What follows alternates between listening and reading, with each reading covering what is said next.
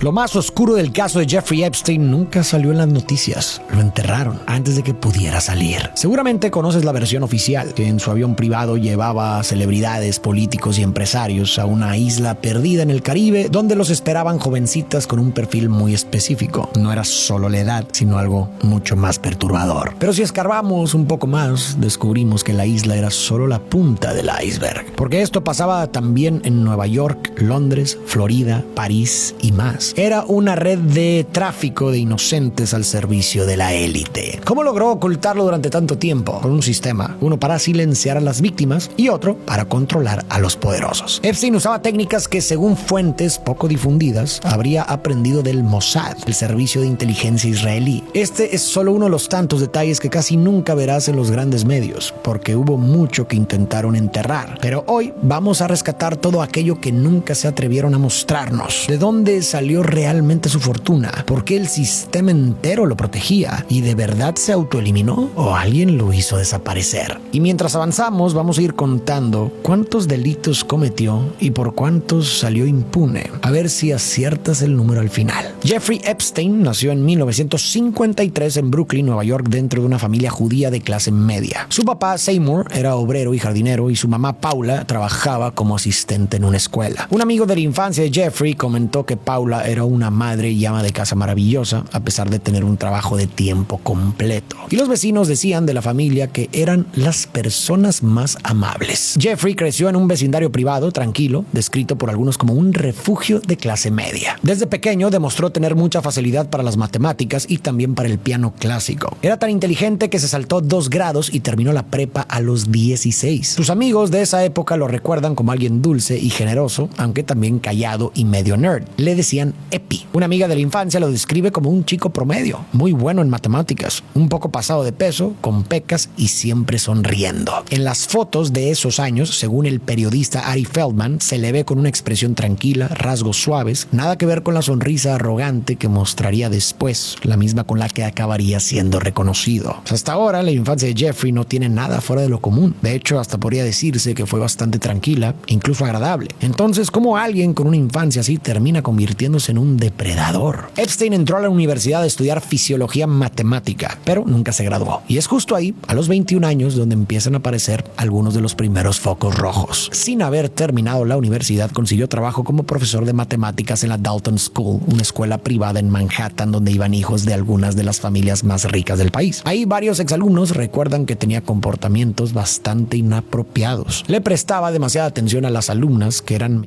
de edad e incluso asistía a fiestas donde coqueteaba abiertamente con ellas. Y aquí encontramos su primer acto cuestionable sin consecuencias. En una junta de la escuela, Epstein, con lo inteligente que era, impresionó tanto al papá de uno de sus alumnos que este lo recomendó con Alan Greenberg, CEO de Bear Stearns, una de las firmas de inversión más grandes y respetadas de Wall Street en ese momento. Esa conexión cambiaría su vida para siempre, pues poco después Epstein fue despedido de la escuela por bajo rendimiento y Greenberg no dudó en ofrecerle trabajo en Bear Stearns. Entró como asistente junior de un operador de bolsa, pero rápidamente destacó. Tenía talento para tratar con clientes millonarios y ofrecerles estrategias para pagar menos impuestos. Aquí encontramos su segundo acto cuestionable, jugando en la línea delgada de la ilegalidad. ¿Y recibió alguna consecuencia? No, al contrario, lo premiaron, lo hicieron socio limitado. Sin embargo, al poco tiempo metió la pata. En una de sus jugadas financieras, Epstein rompió una ley, lo que obligó a la empresa a despedirlo. Epstein fundó su propia empresa de consultoría. A veces trabajaba para gobiernos o millonarios ayudándolos a recuperar dinero perdido en fraudes financieros y otras veces trabajaba para quienes se lo habían robado. ¿Le cayó alguna sanción? De hecho, salió beneficiado. En ese negocio conoció a tanta gente poderosa que solo se haría más intocable. Aquí vale la pena hacer una pausa. La infancia de Jeffrey fue, hasta donde sabemos, aparentemente normal. Creció en una familia trabajadora e incluso cariñosa en un vecindario tranquilo. Sus amigos lo recuerdan como alguien dulce y un alumno brillante, pero poco a poco su historia empieza a torcerse, empezando con su comportamiento con las alumnas En ese momento no hubo un delito claro, nada demasiado escandaloso, pero sí señales preocupantes. Comentarios fuera de lugar, demasiada atención a ciertas chicas, incluso asistir a fiestas donde coqueteaba con ellas. Tal vez no era ilegal, pero claramente inapropiado. Los alumnos lo notaron, lo recuerdan hasta hoy. Y sin embargo, nadie dijo nada. Después vino su habilidad para esquivar la ley. Amber Stearns se volvió experto en encontrar vacíos legales para que sus clientes pagaran menos impuestos. Tampoco era un crimen ni algo inusual en Wall Street, pero lo importante no es lo que hizo, sino lo que eso le enseñó. Que hacer trampas, y sabes cómo, además de ser válido, es premiado. Le dieron ascensos, lo hicieron socio y lo rodearon de gente poderosa. Y así con cada experiencia Jeffrey fue entendiendo que cruzar la línea mientras no te atrapen es aceptable o incluso ventajoso. Y que si nadie te frena, ¿para qué detenerse? El psicólogo social Roy Baumeister explica que casi todos tenemos tres ideas equivocadas sobre qué es realmente la maldad. Primero, solemos pensar que las personas son buenas o malas por naturaleza, como si eso fuera parte de su ADN. Bajo esa lógica, alguien bueno no puede hacer nada malo y alguien malo está condenado a siempre a actuar con maldad. Segundo, solemos creer que la maldad en su mayoría viene de sociópatas o psicópatas, gente sin empatía, sin culpa o sin alma, como si fueran una especie aparte. Y tercero, muchas películas nos han hecho creer que la maldad surge de un solo evento traumático en la infancia, como si algo se rompiera dentro de la persona y a partir de ahí ya no hubiera vuelta atrás. Pero Baumeister dice que la realidad es mucho más compleja y para entenderla hay que romper con esas ideas. Para empezar, la gran mayoría de los actos crueles no los cometen psicópatas o sociópatas. Solo un 5% de estos casos parece venir de personas que realmente disfrutan hacer daño. El otro 95% al parecer proviene de gente común que no se ve a sí misma como malvada ni cruel, sino que simplemente actúa por deseo, impulso o conveniencia. También deja claro que la moralidad no es algo con lo que se nace. Un bebé no sabe qué está bien ni qué está mal. Si quiere un juguete, lo agarra. Si algo le molesta, puede morder o empujar. No lo hace por maldad, sino porque nadie le ha enseñado lo contrario. Se sugiere que la moral se aprende con el tiempo a través de lo que enseñan los papás, los maestros y la sociedad. Y si nadie te explica que robar está mal, es probable que al crecer no lo veas como un problema. No porque hayas nacido malvado necesariamente, sino porque quizás nunca te enseñaron a distinguir. Y además, la moralidad no solo se forma durante la infancia. No es un chip que se nos instala cuando somos niños y ya nunca nada más cambia, sino que cada decisión que tomamos, grande o pequeña, va ajustando ese compás moral. En el caso de Jeffrey, tal vez sus padres sí le enseñaron que violar la ley está mal, pero si una y otra vez vivió experiencias donde romper las reglas no solo no tenía consecuencias, sino que traía premios, entonces su brújula interna se pudo haber desviado. No de golpe, pero sí poco a poco. Así que ser bueno o malo no es una categoría fija, no es algo que decides una vez y ya queda marcado, sino que es algo que se va construyendo con el tiempo a partir de decisiones. ¿Y qué significa todo esto? Que aunque sería más fácil etiquetar a Epstein como un simple sociópata, la verdad es mucho más incómoda. Es muy probable que no nació como un monstruo. Fue una persona ordinaria que con el tiempo fue cruzando límites y nunca enfrentó consecuencias. Y así cada vez fue cediendo un poco más a sus impulsos. Y como nadie lo frenaba, al contrario, lo premiaban, siguió avanzando. Y eso es escalofriante, porque si Epstein hubiera sido simplemente un sociópata, podríamos quedarnos tranquilos pensando que fue un caso aislado. Pero si no lo era, entonces implica que muchas otras personas, si supieran que jamás serían castigados, también serían capaces de hacer lo mismo. Y parece ser que eso fue lo que pasó. Las mansiones de Epstein se convertirían en el punto de encuentro de algunos de los hombres más poderosos del mundo. Políticos, empresarios, miembros de la realeza, gente que usaba su poder, su dinero y su influencia para hacer lo que querían, con quien querían, sabiendo que nadie los iba a tocar. Epstein comenzó a trabajar con clientes cada vez más envueltos en operaciones oscuras. Uno de ellos fue Adnan Khashoggi, un empresario multimillonario que en secreto ayudaba al gobierno de Estados Unidos, bajo el mando del presidente Ronald Reagan, a enviar armas a Irán, algo que en ese momento era completamente ilegal. Pero eso no fue todo. El dinero que Irán pagó por esas armas fue desviado por el propio presidente para financiar a los Contras, un grupo rebelde de Nicaragua que intentaba derrocar al régimen, algo que también estaba prohibido por el Congreso de Estados Unidos. ¿Alguien recibió una sanción? Claro que no. Cuando cambió el gobierno, el nuevo presidente los indultó. ¿Por qué? Porque él también estaba implicado. Otros de los clientes de Epstein también estaban metidos en estas cosas como espionaje y lavado de dinero. Además, viajaba constantemente entre Estados Unidos, Europa y el Medio Oriente, especialmente a países como Arabia Saudita e Irán. Lo que nos sugiere que no era un simple asesor financiero, sino que estaba metido personalmente en esas operaciones y, por supuesto, cobrando muy bien por ello. En ese mismo periodo, Epstein le comentó a varias personas que trabajaba como agente de inteligencia. Algunos creen que era puro invento, pero se ha encontrado que tenía un pasaporte falso con su foto, otro nombre y una dirección en Arabia Saudita. Además, periodistas analistas como Howard, Cronin y Robertson lo vinculan directamente con el Mossad, el servicio secreto de inteligencia de Israel conocido por espionaje, infiltraciones y eliminatos encubiertos. Según esas fuentes, Epstein se dedicaba a recolectar información comprometedora sobre gente poderosa para luego chantajearla. Más adelante veremos que esta habilidad para obtener información sensible sería clave para construir y mantener su poder. En 1987, Epstein empezó a trabajar con Steven Hoffenberg, un estafador financiero, en un nuevo proyecto, Towers Financial. El modelo era el siguiente: convencían a la gente de invertir su dinero prometiéndoles rendimientos altísimos, pero todo era una mentira. La empresa no generaba ganancias reales, sino que solo usaban el dinero de nuevos inversionistas para pagar a los anteriores. Un esquema muy común, un esquema Ponzi tal cual. Mientras tanto, ellos se quedaban con millones, viajaban en jets privados y llevaban una vida de lujo. Cuando el fraude se destapó, se reveló como uno de los más grandes en la historia de Estados Unidos, con un robo equivalente a casi $1,000 millones actuales. Y Epstein, como había salido de la empresa unos años antes, no fue condenado por nada. En 1988, Jeffrey Epstein fundó su propia firma financiera, J. Epstein & Company. Según él, solo aceptaba clientes con más de $1,000 millones. Pero hay algo que no cuadra. Hasta hoy no existe ninguna prueba de esos supuestos clientes. No hay registros, contratos ni nombres, excepto uno: Leslie Wexner, dueño de L Brands, la empresa detrás de Victoria's Secret. Y esto es importante porque Wexner es técnicamente la única razón comprobable por la que Epstein se volvió tan rico. Probablemente obtuvo mucho más dinero a través de sus fraudes, chantajes o posibles negocios de espionaje, pero como todo eso ocurría en la sombra, Wexner es el único vínculo público y legal con su fortuna. Epstein se convirtió en su asesor financiero de confianza, su mano derecha, y en 1991 Wexner hizo algo totalmente fuera de lo común. Le dio poder legal total sobre su dinero, lo que significa que Epstein podía firmar cheques, comprar propiedades y tomar decisiones financieras como si fuera el dueño. ¿Y cuánto dinero ganó Epstein por trabajar con Wexner? No hay una cifra oficial, pero sí podemos hacer una estimación razonable. Wexner tiene una fortuna cercana a los $8,000 millones según Forbes. Y en el mundo financiero es común que los asesores de grandes fortunas cobren entre el 0.5 y el 1% del total que administran cada año. Si Epstein cobraba un 1%, por ejemplo, eso serían $8 millones al año. Asimismo, Wexner le transfirió propiedades de altísimo valor, incluyendo la mansión de Manhattan, valorada en más de $70 millones. Pero esta no era una mansión cualquiera, era posiblemente la residencia privada más grande de todo Manhattan, ubicada entre la Quinta Avenida y Madison, una de las zonas más exclusivas y caras de todo Nueva York. Sin embargo, esta mansión se volvería el escenario de múltiples donde decenas de chicas jóvenes entrarían sin saber realmente a qué iban. Sumando todo, se estima que Epstein ganó al menos $200 millones gracias a su relación con Wexner. Pero incluso eso se quedó corto, porque cuando todo salió a la luz, Wexner declaró que Epstein lo había defraudado, robándole $46 millones.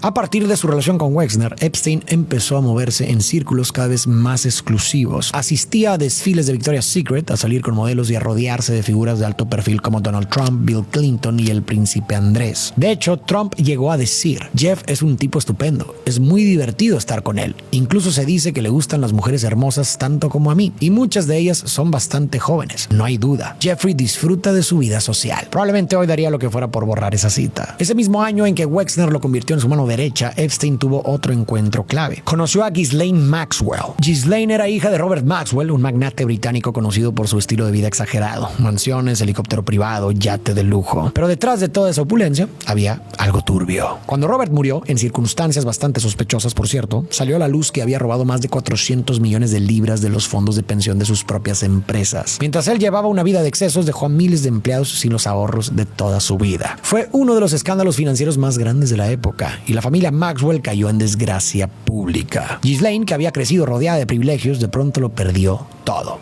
la fortuna, el estatus y el acceso a la élite. Hasta que conoció a Epstein, un hombre con dinero, conexiones y que, al igual que su padre, no tenía problema en meterse en negocios turbios. Al principio, Epstein y Ghislaine tuvieron una relación romántica y ella se volvió su mano derecha en todo lo personal. Organizaba su agenda, supervisaba al personal doméstico, coordinaba las fiestas y era quien le presentaba a gente influyente. A cambio, Epstein le ayudaba a mantener el estilo de vida al que siempre había estado acostumbrada. Incluso le compró un departamento propio en Nueva York, a solo unas cuadras de su mansión. Fue en esta época cuando todo empezó a ponerse realmente turbio. Aunque la mayoría asocia los con la isla de Epstein, en realidad todo había comenzado mucho antes, en su departamento de Nueva York, donde empezaron a definir su forma de operar. No está del todo claro cómo inició. Lo que sí sabemos es que desde 1991 Epstein empezó a usar su poder y contactos para atraer a chicas jóvenes. Usaba su vínculo con Victoria's Secret para hacerles creer que podía conseguirles trabajo como modelos. Y claro, una vez que entraban a su departamento ya te imaginarás lo que realmente pasaba. Sin embargo, lo que al principio eran encuentros aislados pronto se convirtió en algo mucho más perverso. Junto con Ghislaine armaron un sistema,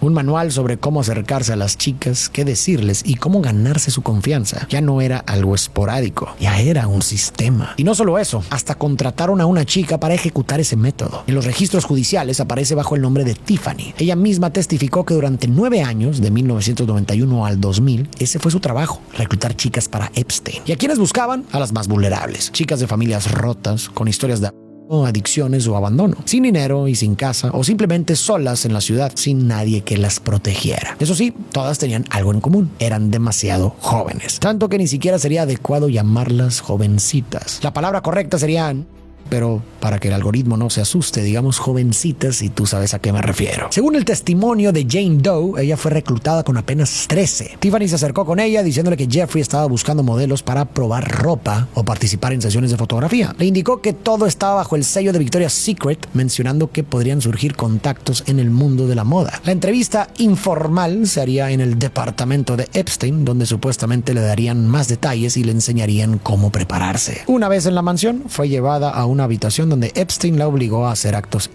y esta fórmula la repetirían una y otra vez. Sin embargo, lo que al inicio era solo para Jeffrey, pronto se convirtió en un servicio que también ofrecían a sus amigos más cercanos. Y repito, ya no era algo casual, sino una operación perfectamente organizada. Años después se encontraron notas dentro de las propiedades de Epstein con mensajes como: dice que puede estar ahí a las 2 porque tiene escuela, o incluso tengo una de 6 por 2 para las 4, es decir, una de 12 para las 4 de la tarde. Así, la mansión de Epstein se convirtió en un lugar donde hombres poderosos se reunían para cometer actos reprobables con jovencitas. Estos hombres se encargaban de dejar muy claro que tenían poder, dinero y contactos, y que si alguien hablaba, ellas o sus familias podrían pagar las consecuencias. Esto siguió ocurriendo durante años hasta que en 1996 Maria Farmer se atrevió a denunciar. Maria había conocido a Epstein durante una de sus exposiciones de arte. Meses después, él le ofreció trabajo como recepcionista en su departamento de Nueva York. Ya te imaginarás la cantidad de jovencitas que Maria veía entrar, llevadas personalmente por Ghislaine. En una ocasión, Epstein le mostró las cámaras de seguridad instaladas por toda la casa. A Maria le llamó la atención que muchas estaban colocadas en lugares privados: baños, habitaciones y vestidores. No parecía un sistema de seguridad normal, más bien parecía una forma de vigilar y posiblemente grabar todo lo que pasaba ahí. ¿Con qué fin? Muy probablemente para tener material que pudiera usarse como presión o chantaje. Este dato es clave para entender todo lo que vino después. Como mencionamos antes, hay una teoría que dice que antes de volverse famoso, Epstein pudo haber trabajado con el Mossad, el servicio secreto de Israel. No hay pruebas definitivas, pero varias fuentes apuntan a que pudo haber sido colaborador o informante. ¿Y por qué esto sería importante?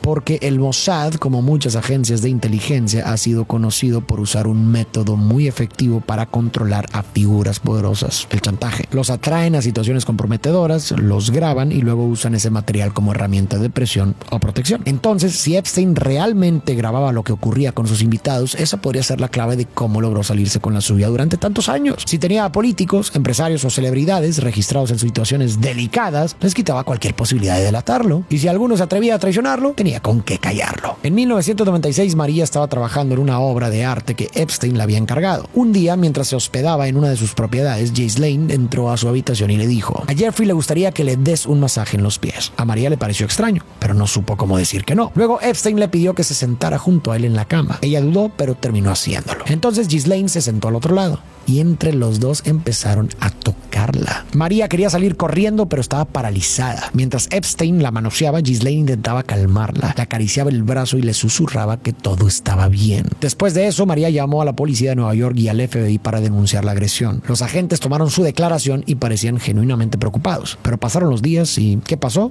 Nada. Por alguna razón, la denuncia contra Epstein quedó enterrada, como si nunca hubiera existido. Para el año 2000, Epstein ya era famoso en los círculos más exclusivos de Nueva York. Aparecía aparecía en galas, cenas privadas y subastas de arte. Pero había algo raro. Todos conocían su nombre, pero nadie sabía exactamente a qué se dedicaba. Decía ser asesor financiero, pero nadie podía mencionar ni un solo cliente. En ese contexto, Vanity Fair decidió hacerle un perfil. La encargada fue Vicky Ward. Y desde el primer encuentro, algo no le cuadró. Epstein quería controlar absolutamente todo. Qué fotos se usaban, qué palabras se publicaban. Insistía en proyectar una imagen de filántropo académico rodeado de ciencia, arte y prestigio, pero entre más escarbaba Vicky, más inconsistencias encontraba. Hasta que un día dio con un nombre, Maria Farmer. Y no solo ella, su hermana menor, Annie, también había sido víctima. Vicky las entrevistó y confirmó los datos y armó un reportaje sólido. Pero antes de publicarlo había que seguir el protocolo periodístico, contactar a Epstein y darle oportunidad de responder. Jeffrey no solo se negó, llamó al editor en jefe de Vanity Fair, Graydon Carter, exigiendo que no se publicara. Luego llegaron los regalos. Primero una cabeza de gato muerto, después una bala. Cuando el artículo salió a la luz, las hermanas Farmer ya no estaban. Sus testimonios habían sido eliminados y el título que quedó fue El talentoso señor Epstein. Con el tiempo, la red de abusos no solo siguió, se volvió más sofisticada. Ahora su base estaba en Palm Beach. Y no fue casualidad.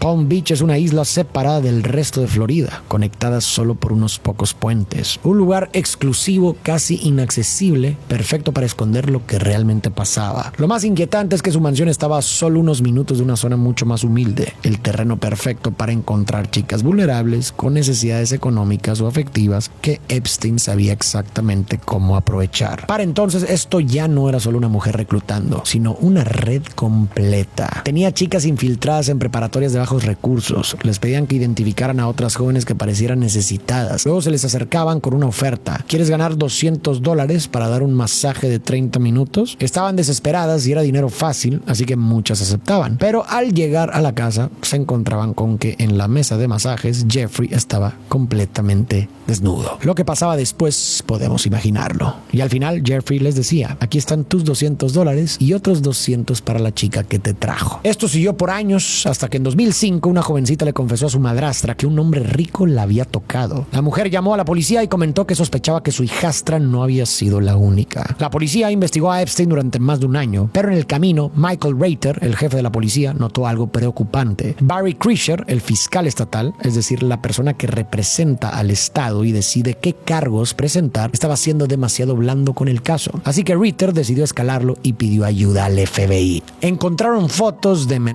libros de sadomasoquismo y testimonios de empleados que decían que Epstein recibía masajes hasta 3 veces al día. Hallaron datos de chicas que fueron reclutadas de Sudamérica y Europa, al igual que unas trillizas de 12 que fueron traídas desde Francia para el cumpleaños de Epstein y regresadas al día siguiente después de haber sido utilizadas por él. El FBI logró identificar a 34 jovencitas como víctimas directas. La policía de Palm Beach estableció que Epstein debía ser acusado de 4 cargos por relaciones ilegales con y un cargo por Michael, el jefe de la policía, estaba convencido de que lo iban a condenar. Había demasiadas pruebas. Sin embargo, Krischer, el fiscal, tomó una decisión que nadie entendía. En lugar de presentar los cargos y llevar a Epstein a juicio, envió el caso a un gran jurado. Un gran jurado es un grupo de ciudadanos que revisa la evidencia y decide si hay pruebas suficientes para acusar formalmente. Pero este proceso, que ocurre a puerta cerrada, suele usarse, y todos lo sabían, para suavizar los cargos o evitar condenas fuertes. Y eso fue lo que pasó, pero llevado al extremo. Epstein terminó acusado solo de un cargo menor por solicitud de prostitución. Nada por uso de jovencitas, aunque la gran mayoría de las víctimas eran de 14 y 15. El FBI no se quedó conforme. Abrió una nueva investigación y logró presentar una acusación formal más completa. Pero otra vez el caso quedó en manos del fiscal federal del Distrito Sur de Florida, Alex Acosta. Y otra vez hubo un acuerdo. Epstein aceptó declararse culpable por 2 cargos graves de y Acosta le otorgó inmunidad total frente a cualquier cargo criminal federal. Años después, Acosta justificó su decisión diciendo que le advirtieron que Epstein pertenecía a inteligencia, que estaba fuera de su alcance y que mejor no se metiera. La sentencia fue una burla, solo 18 meses de cárcel, y ni siquiera eso cumplió como debía. No fue a una prisión común, sino a una cárcel del condado con condiciones mucho más suaves. A las pocas semanas le dieron permiso especial para para salir 6 días a la semana, hasta 12 horas al día, supuestamente para ir a trabajar a su oficina. O sea, solo dormía en la cárcel y pasaba el día afuera. Al final, solo cumplió 13 de los 18 meses y fue liberado bajo libertad condicional por 1 año, lo que significaba que no debía salir del estado, debía registrarse como agresor carnal y no podía acercarse a menores. ¿Y qué fue lo que sucedió? Viajaba en su jet privado, iba a sus propiedades en Nueva York y a las Islas Vírgenes y, según testigos posteriores, volvió a hacer exactamente lo mismo: reclutar, pagar y encubrir. Y como si todo eso no fuera suficiente, Epstein todavía tuvo tiempo para algo más: jugar un papel clave en la crisis financiera de 2008, esa que dejó a millones sin casa, sin trabajo y sin ahorros. No le bastó con arruinar vidas en privado, sino también ayudó a hundir la economía global. Entre 2000 y 2007, Epstein fue presidente de una empresa llamada Liquid Funding, que se dedicaba a prestarle dinero a bancos y otras instituciones financieras. Hasta ahí, todo normal. Pero bajo su dirección introdujeron una supuesta innovación. Empezaron a aceptar otro tipo de garantías para asegurar esos préstamos. Antes se usaban activos sólidos como acciones o bonos, pero la empresa de Epstein empezó a aceptar paquetes de hipotecas, o sea, deudas de personas comunes que estaban pagando su casa a plazos. La lógica era que si las personas seguían pagando mes con mes, entonces el préstamo estaba asegurado. Pero había un gran problema: muchas de esas hipotecas eran riesgosas, otorgadas a gente que probablemente no iba a poder seguir pagando, y aún así se vendían como inversiones seguras. Y entonces pasó lo inevitable: miles de personas dejaron de pagar sus hipotecas y esas garantías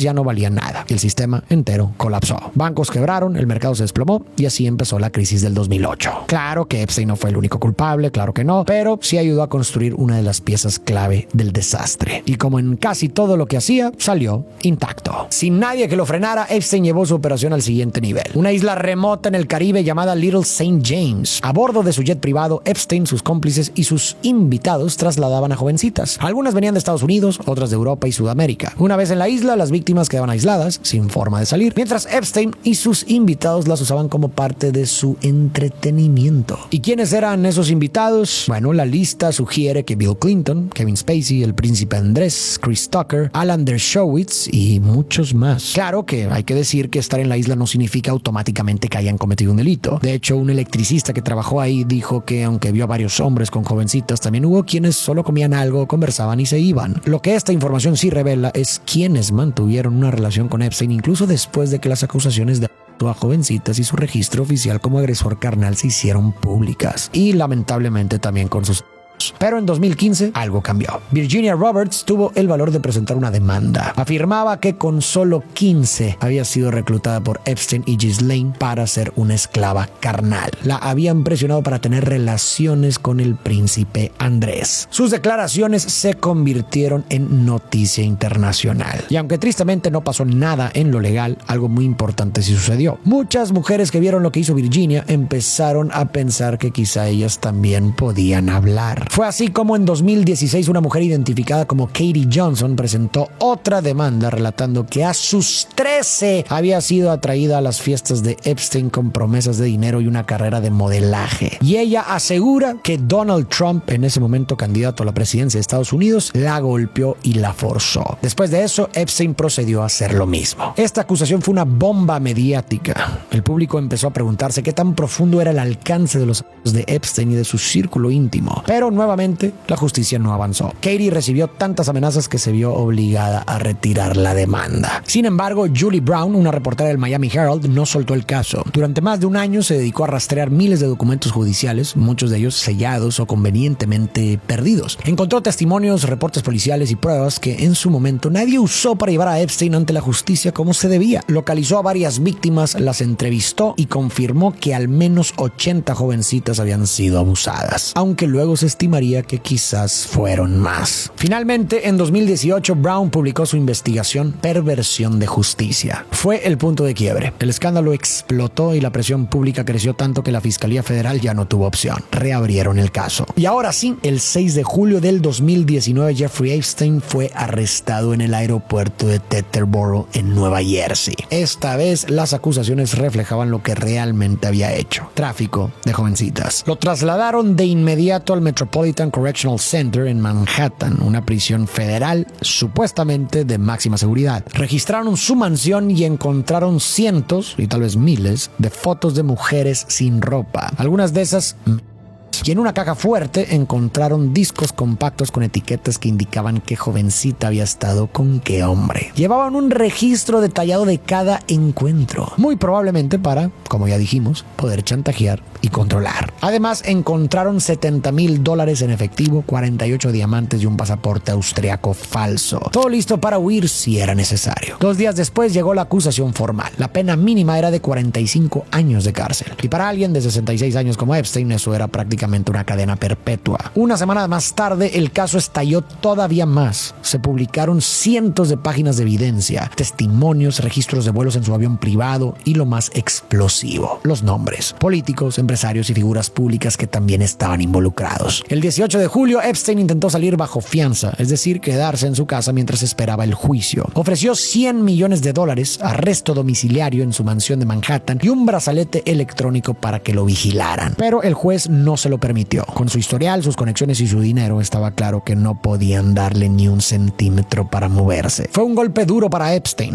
un hombre que durante años había doblado la ley a su favor, ahora se daba cuenta de que ya no tenía privilegios ni salidas. Al día siguiente, el 19 de julio, la presión pública dio resultado. Alex Acosta, ese fiscal que en aquel entonces había hecho su trabajo de manera vergonzosa y que fue premiado como secretario de trabajo de Donald Trump, se vio obligado a renunciar. Unos días después ocurrieron una serie de circunstancias muy particulares. Cuando Epstein fue llevado a la cárcel, se había establecido que tendría un compañero de celda y que los guardias debían revisarlo cada 30 minutos. Pero la noche del 9 de agosto, su compañero fue trasladado y nadie ocupó su lugar. Además, los guardias se quedaron dormidos durante casi 3 horas y más tarde falsificaron los reportes para encubrirlo. Por si fuera poco, 2 cámaras frente a la celda dejaron de funcionar y una tercera tenía el material dañado. A la mañana siguiente, el 10 de agosto, mientras repartían el desayuno, encontraron a Epstein inconsciente en paro cardíaco. Estaba de rodillas con un pedazo de sábana atado al cuello. Lo llevaron al hospital, donde fue declarado muerto a las 6:39 de la mañana. Pero ni siquiera su muerte fue manejada correctamente. Movieron el cuerpo sin tratar la celda como una escena del crimen, como exige el protocolo. Ni siquiera lo fotografiaron tal como lo encontraron. Todas estas irregularidades, los guardias dormidos, los reportes falsificados, las cámaras que fallaron, el protocolo que no se siguió, han alimentado las teorías de que Epstein no se autoeliminó, sino que fue eliminado. Y no sería tan descabellada esta teoría porque su muerte definitivamente beneficiaba a muchos. Epstein tenía información sobre hombres poderosos con dinero, influencia y mucho que perder si todo salía a la luz. Con su muerte ya no habría juicio, ni más nombres, ni más testimonios. El caso podía cerrarse sin más consecuencias. Y hay un detalle más que alimenta las dudas. Epstein fue la primera